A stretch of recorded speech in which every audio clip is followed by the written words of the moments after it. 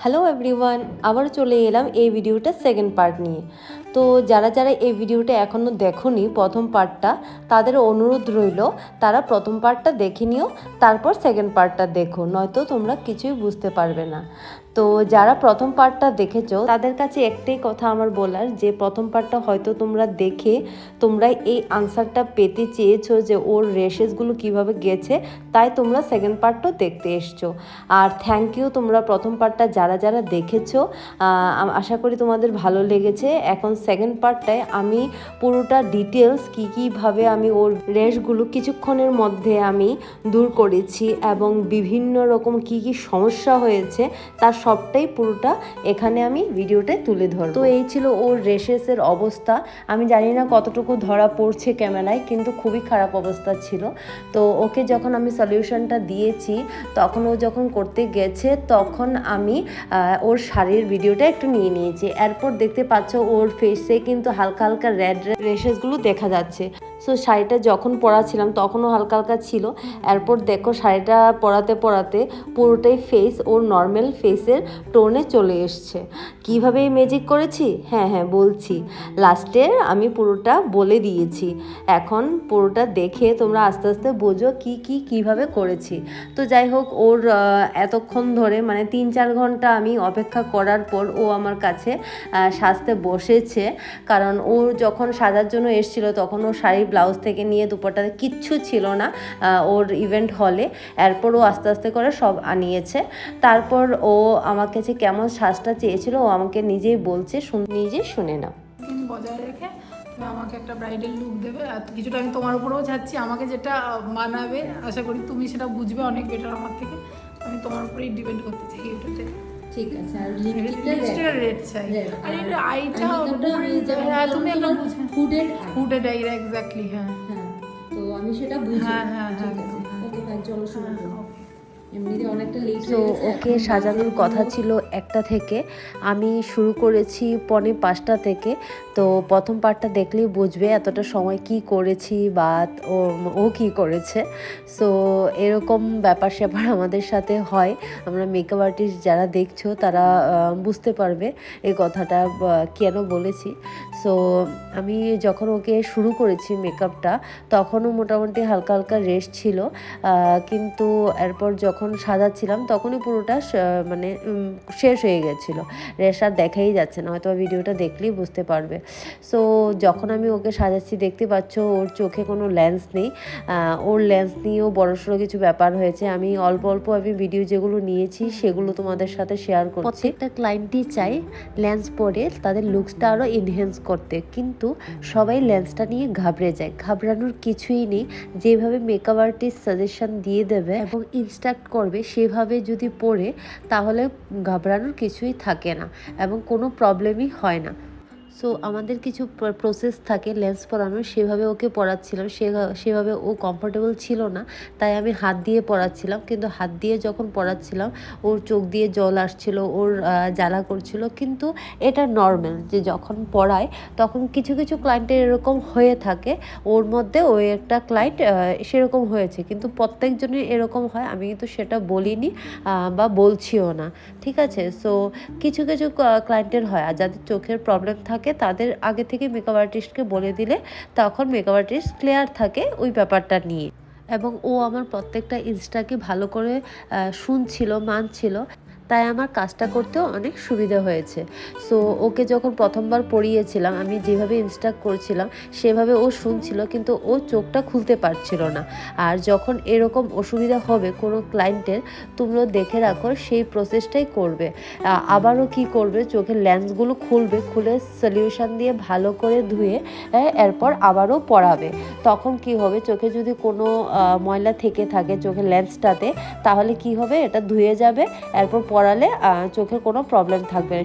আমারও এই ক্লায়েন্টটার এরকমই হয়েছিল, কিন্তু তা সত্ত্বেও ওর প্রবলেম হচ্ছিল দেখে আমি কিছুটা আই ড্রপ ওকে দিয়ে দিয়েছি যেন ওর চোখের প্রবলেমটা চলে যায়। সেভাবেই ওর চোখের প্রবলেমটা পরে শেষ হয়ে গিয়েছিল। আরেকটা ইম্পর্টেন্ট কথা, এরকম কিন্তু সব ক্লায়েন্টের সাথে হয় না, কিছু ক্লায়েন্টের সাথেই এরকম হয়। আস্তে আস্তে করে ওর চোখটাও নর্মাল হয়ে গেছে। আমি মেকআপটা মোটামুটি করে নিচ্ছিলাম। দেখতে পাচ্ছ কনসিলার দিয়ে দিয়েছি, দিয়েছি, কন্ট্রোল করব কনসিলার পর। সো আমি যখন ব্লেন্ড করছিলাম তখনও ওকে জিজ্ঞেস করছিলাম বারবার যে তোমার চোখে ঠিক আছে কি না, কোনো প্রবলেম হচ্ছে কি না। এরপর যখন ওর আবারও প্রবলেম হচ্ছে, ওকে নিয়ে আমি ইনস্ট্রাক্ট করছিলাম ভালো করে যেন ও এইভাবে করে, কারণ এই ভিডিওটা তোমরা দেখলে বুঝতে পারবে কতটা কি গাইড করা হয় প্রত্যেকটা ক্লায়েন্টকে। এরপর ওভাবে ওকে আমি দেখিয়েছিলাম। ও বলছিল কিভাবে আমি লেন্সটা খুলবো, সো আমি বলে দিয়েছিলাম যে এইভাবে করে লেন্সটা খুলবে। মানে মেকআপ আর্টিস্ট চলে আসার পর তো প্রত্যেকটা ক্লায়েন্ট তো আর সব কিছু জানে না, লেন্স পরা নিয়ে বা অনেক কিছুই আছে ব্যাপার স্যাপার। সো আমি এগুলো ওকে গাইড করে দিয়ে এসেছিলাম। সো এরপর ও দেখতে পাচ্ছ ও নর্মাল তাকাচ্ছে, ওর চোখেও নর্মাল হয়ে গেছিলো, কোনো প্রবলেম ছিল না। সো এইভাবে করে আমি মেকআপটা করছিলাম। এর পাশে আমি চলে আসার পর কিভাবে কি মেকআপটা অনেকক্ষণ ধরে রাখতে পারবে, মনে করো 25 আওয়ার্সের মতো রাখতে পারবে, সেটাও আমি ওকে বলে দিয়ে এসেছিলাম। কারণ আমি মেকআপ করলে ভালো প্রোডাক্ট দিয়ে করার সঙ্গে সঙ্গে ক্লায়েন্টেরও একটা থাকে যেন ক্লায়েন্টরা মেকআপটা লং টাইম অবধি নিতে পারে, সেই জন্য আমি কিছু ইনস্ট্রাক্ট করে এসেছিলাম। নিজে শুনে না ওকে কি কি ইনস্ট্রাক্ট করেছি। এমনিতে বাট স্ক্র্যাচ করবে না বা কোনো ব্যাপার না। ও এতটাই মিষ্টি নিয়েছিল যে ও প্রত্যেকটা আমার কথা মন দিয়ে শুনছিল, এবং পরদিনও ও বলেছিল যে তুমি আমাকে যেভাবে বলে এসেছিলে সেভাবে আমি করছি, তাই আমার 22 আওয়ার্স অবধি আমি মেকআপটা রাখতে পেরেছি। সো মেকআপ প্রোডাক্ট যদি ভালো ইউজ করা হয়, প্রপার টেকনিক যদি থাকে, মেকআপ আর্টিস্ট ইউজ করে, তাহলে ওই মেকআপের টাইমটা প্রোডাক্ট ছাড়াও অনেকটা বেড়ে যায়, ফেসে রাখা যায় যদি ক্লায়েন্ট চায় এবং মেকআপ আর্টিস্ট ঠিক করে। সো এরপর আমি মেকআপটা যখন আমি করছিলাম, ওর চোখে বারবার আমি জিজ্ঞেস করছিলাম কোনো প্রবলেম হচ্ছে না তো।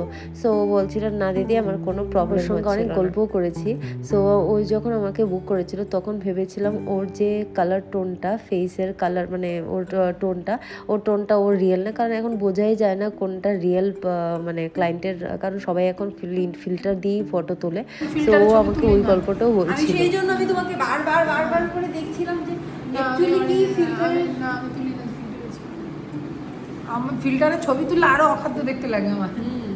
সো ওকে আমি কমপ্লিমেন্টও দিচ্ছিলাম যে দেখতে অ্যাকচুয়ালি ফটোতে যেরকম দেখেছিলাম সেরকমই। তো ও এত ব্লাশ করছিল। সো অ্যাকচুয়ালি ও দেখতেও যেমন মিষ্টি ছিল, সেম ওর কথাবার্তা এরকম মিষ্টি ছিল, ওর বাড়ির লোকজনও এত ভালো ছিল। সত্যি ওই দিনটা মনে পড়লে কিছু ব্রাইডের বাড়িতে গিয়ে আমার খুবই ভালো লাগে। ওর মধ্যে আমার ব্রাইড ছিল এটা। সো যাই হোক, ওর যখন আই মেকআপ শুরু করছিলাম তখন দেখতে পাচ্ছি ওর আই মেকআপ করার আগে ওর কিন্তু আয়ে কোনো প্রবলেম ছিল না, ঠিক আছে।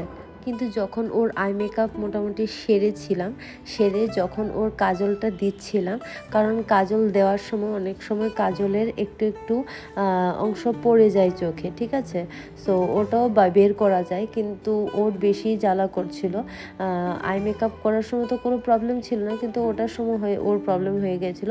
তখন ও বলছিল যে দিদি আমি চোখের লেন্সটা খুলে নেব, ঠিক আছে, কারণ হয়তো বা কাজলটা পরানোর সময় ওর চোখে কিছু হয়তো বা পড়ে গেছিলো, সেই জন্য ওর চোখ জ্বালা করছিল।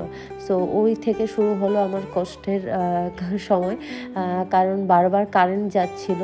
আমি দেখো ব্রাইডকে একবার ওইদিকে মানে 3বার তো এই নিয়ে চেঞ্জ করে নিয়েছিলাম।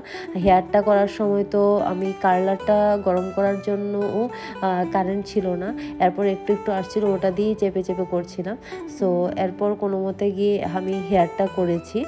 হেয়ারটা করার পর আবার ওর চেয়ার চেঞ্জ করেছিলাম, করে এরপর ওর হেয়ারটা করেছিলাম। সো এরপর শুরু হয়েছে ওর ফেভারিট পার্ট, ওর কলকার পার্ট। ওর কলকা নিয়ে ভীষণই এক্সাইটেড ছিল, বাট আমি ওর ওই যে আমাকে বুক করার সময় আমাকে বলেছিল ওটা আমি রাখতে পারিনি ঠিকঠাক করে, কারণ এতবার কারেন্ট গিয়েছিল, আর আমি কলকা করার সময়ও কারেন্টকে চলে গিয়েছিল। আমি এই যে এটা মোবাইল লাইট দিয়ে আমি এটা করছিলাম, ওর কলকাটা পুরোটা আমি তুলতে পারিনি, বাট আমি এতটুকু যখন করে নিয়েছিলাম তখনই কারেন্ট চলে গেছে। এরপর আমি ওই মোবাইলের টর্চ দিয়েই আমি ওর কলকাটা করেছি। দেখতে পাচ্ছ ও গেছে, পুরোটা শুনে নাও।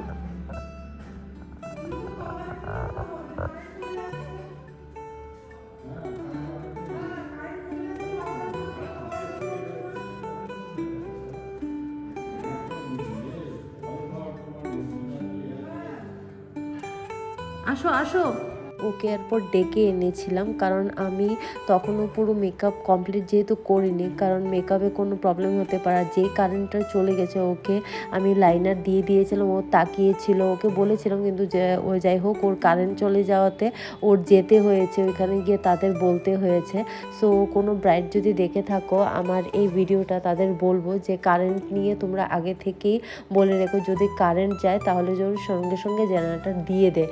কারণ ওর এই মেকআপটা তোমরা ভালো করে জুম করে দেখিয়েছি, দেখো যে ওর উপরে আই মেকআপের জায়গায় ওর যে লাইনারটা লেগে গেছিলো, আরও অনেক গাঢ় করে লেগেছিলো, কিন্তু আমি এটাকে মানে যাই হোক উঠিয়ে ভালো করে আবার একটু করতেই চেষ্টা করি, কারণ পুরোটা আই মেকআপ যখন যদি ওঠানোর সময় ছিল না, কারণ ওই সময় আমার 7টা বেজে গেছিলো, 7:30 থেকে লগ্ন ছিল মনে হয়, আমার এতদিন পরে আমার মনে নেই, বাট টাইম ছিল না, আমি এতটুকু মনে আছে। সো কোনো মতে ওর আই মেকআপটা আমি করে দিয়েছি আবার। আর কলকাতাও আমি অন্ধকারই করেছি, যেটা আমি তোমাদের আগেই বললাম।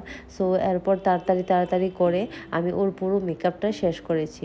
তারপর একে একে ওর সব জুয়েলারি সব কিছু আমি পরেছি, দুপাট্টা থেকে নিয়ে সব পরিয়ে দিয়েছি। তখন থেকে ও বলছিল যে দিদি আমার লুকসটা আমার কাছে খুব পছন্দ হয়েছে, আমার খুব ভালো লেগেছে আমার কাছে এই লুকসটা, তোমাকে যেরকম বলেছিলাম সেই রকমই তুমি আমাকে করে দিয়েছো।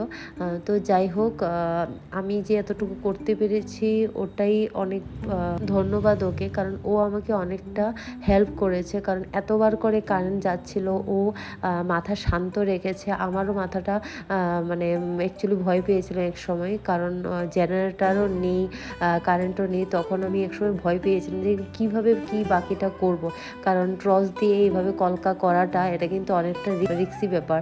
তো যাই হোক ওর আমি পুরোটা আমি কমপ্লিট করেছি, আগে পিছিয়ে কোনটা কি করেছি, মানে টিকলি আগে পরে পরিয়েছি, মানে কিছু কিছু আমি ম্যাচ করে দিয়েছিলাম, কারণ ও তো মানে আমি সত্যিই আমি ওই সময়ে মানে ওর ব্যাপারটা নিয়ে ঘাবড়ে গেছিলাম, কারণ ওর পুরো আই মেকআপটা টাইম ছিল না, আই মেকআপটা ও তাকিয়েছিল ওর বললাম যেটা। সো কারেন্ট চলে যাচ্ছিল, এরপর হেয়ার করতে পারছিলাম না। সো অনেকগুলো ব্যাপার একে একে যখন হচ্ছিলো এমনভাবে টাইমও নেই, তখন আমি কিছুটা মাথা শান্ত করেও ছিলাম, কিন্তু তা সত্ত্বেও আমি মানে অ্যাকচুয়ালি ঘাবড়ে যাচ্ছিলাম যে কি করে করব ওকে, আমি কি করে ওর মানে ও যেরকম চেয়েছিল ওই সেরকম আমি কিভাবে দেব। যাই হোক মোটামুটি শেষ করেছিলাম। আর যেটা আমি বলেছি ওর মুখের রেস্টটা কিভাবে দূর করেছি, সঙ্গে সঙ্গে ওকে আমি বলেছিলাম আইস আনতে, আইস এনে ও অনেকক্ষণ ধরে পুরো 1 ঘন্টা ধরে দিয়েছে, এরপর গিয়ে ওর মুখের রেস্ট চলে গেছে। সো এইভাবে করে আমি ওদিনের কাজ শেষ করে আমি বাড়ি ফিরছিলাম, বাড়ি ফিরতে ফিরতে পুরো 9:30টার উপর বেজে গিয়েছিল, কারণ অনেকটা দূরে ছিল আমার এখান থেকে, ব্যান্ডেল ছিল। সো ওইভাবে করে আমি বাড়ি ফিরছিলাম গাড়ি করে, আর আসার সময় এমন বৃষ্টি হচ্ছিল, হয়তো তোমরাও দেখলে বুঝতে পারবে পুরো এইভাবে করে।